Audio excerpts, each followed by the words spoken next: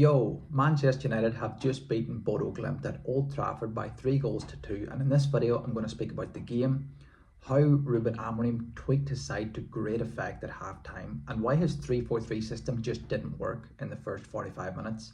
And I'm also going to discuss some of the individual performances, including which player really stood out to provide some much needed optimism for Manchester United as an attacking unit. I must admit, I was worried for Manchester United at half time. Did they have another one of these plan A only coaches on their hands that refuses to compromise on their system? Or did they have a tactically astute manager who could find solutions outside of their preferred formation? And thankfully for Manchester United, it was the latter. Just to be clear, there's a difference between compromising on your system that you play and compromising on your principles.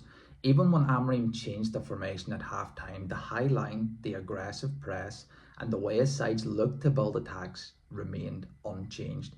The formation that a manager chooses to play is not their identity.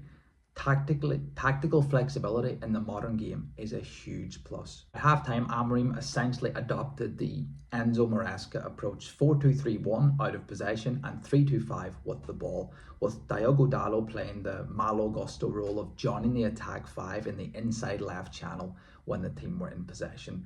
This helped to simplify the game for the backline by having them defend in a more familiar structure, and it allowed Garnacho, Mount and Anthony to play in their natural and, in all likelihood, their best positions before the first set of in-game substitutions were made. So why didn't it work in the first half? Well, for starters, asking an out-of-form Anthony, who's undoubtedly low on confidence, to play as the right wing-back seems absurd.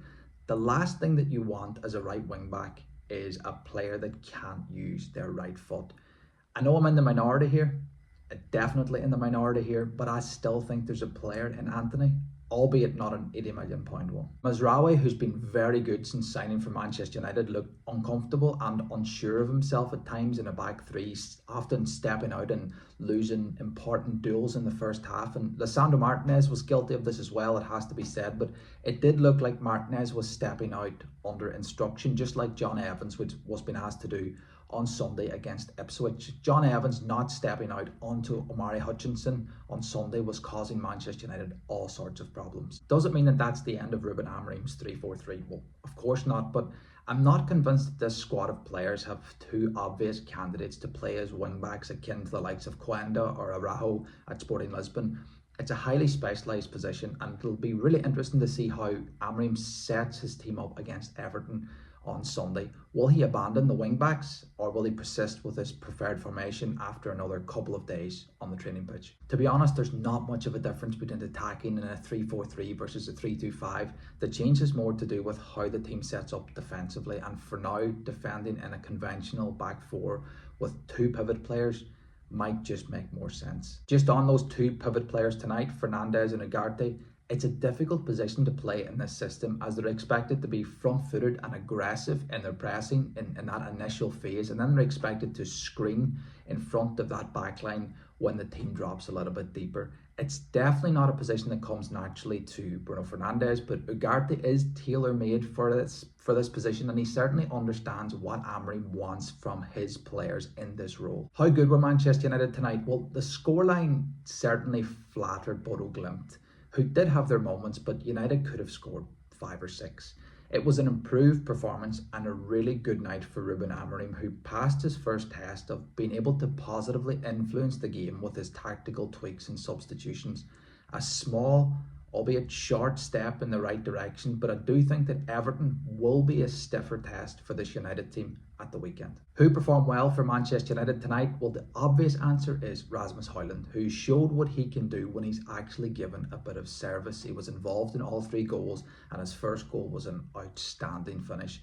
There seems to be a conscious effort to get the ball to him more, which wasn't happening at all when he played in Erik ten Hag's side. Nacho, again, I thought was lively and looked threatening right up until his final action. He's a very good player, but still seems very raw. He is quite young after all, but if he could improve his decision making in the final third, he could be a top player.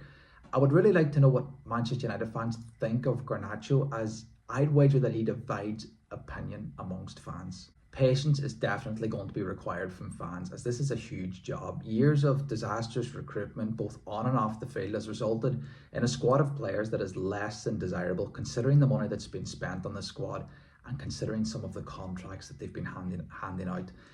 There are going to be numerous bumps in the road, but I do think that the early signs are positive. But we'll find out soon enough if Ruben Amorim has the chops to turn the fortunes of this football club around. That's all for me. Please let me know your thoughts in the comment section below. What do you agree or disagree with what I've said? And who do you think was the man of the match for Manchester United tonight? Lastly, please give the video a like. It only takes a second and it really helps the channel a lot. And feel free to subscribe for more football related content just like this one. And thank you so much for watching.